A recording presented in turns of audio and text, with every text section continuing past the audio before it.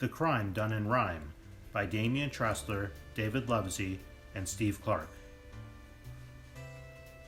The party was swinging, the walls were shaking, the floor shook, they were almost breaking. Then a cry rang out that silenced them all. A scream of horror, and it came from the hall.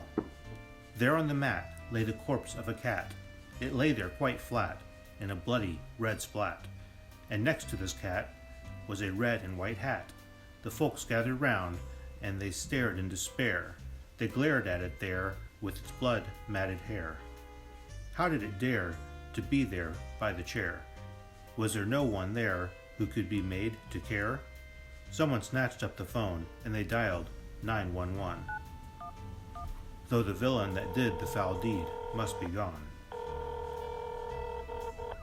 In a flurry of sirens and lights red and blue, the policemen arrived in cars 1 and 2.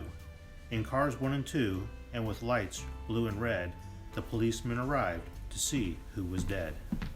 I'm the detective, ingenious and bold. I'll soon find the victim before the trail's cold. Excuse me, detective, but that answer's clear. We all know the victim. The victim is here. I believe it's the killer that you're meant to find. Yes, thank you, most helpful. I'll keep that in mind. Was there a witness? Did anyone see the events that led to this tragedy? Did anyone hear a loud bang or report, an explosion, a gunshot, or sound of that sort? If we knew what time this foul deed occurred, we might match it to odd sounds that somebody heard. No one remembers who last saw the cat. And was it in this room or was it in that? I saw him at 7 and gave him a drink. Or it might have been later than that now, I think. And who are you, miss, if I may make so bold? How knew you this corpse, which is now going cold? I was his mistress, his bit on the side, though he promised that one day he'd make me his bride. We used to meet secretly, here once a week, and I'd kiss him quite softly just here on his cheek. He never was cruel or wicked or mean. I loved him with all of my heart and my spleen. The detective pounced as quick as lightning, his eyes with suspicion suddenly brightening. A mistress, a female, and perhaps one quite fatal. Our victim here met you, and now he's quite ladle. Would you, could you take a life? Would you, could you with a knife? Would you, did you take a gun and fire it till the deed was done? Our cat here was not stabbed to death. It was a gun that stole his breath. You see these holes in chest and hat? It took 5 bullets to do that. He was shot on this spot. On this spot, he was shot.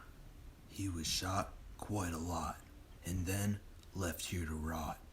So now, dear detective, what are we to do?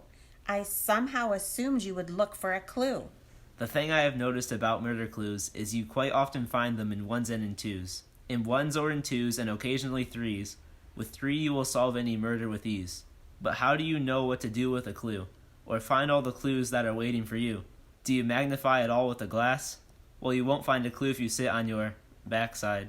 So you party people, please listen to me. This is the way things are going to be. I will ask you all questions and find out the truth.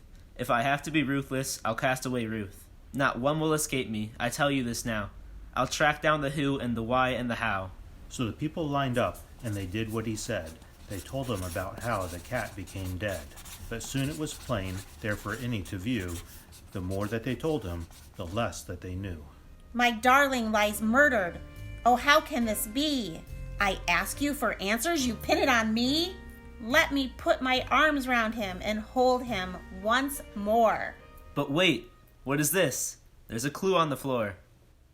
They looked and they saw it, down there on the floor. When the cat's corpse was moved, a clue there for sure. It was 2 lengths of tubing attached to a third, with a funny end piece, and a whisper was heard. A stethoscope? Goodness, now that's a surprise. How did it get there? What can we surmise? It must have been dropped by the killer for sure. How else could it come to be there on the floor?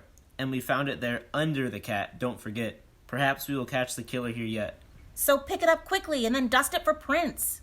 A real detective would have solved this long since.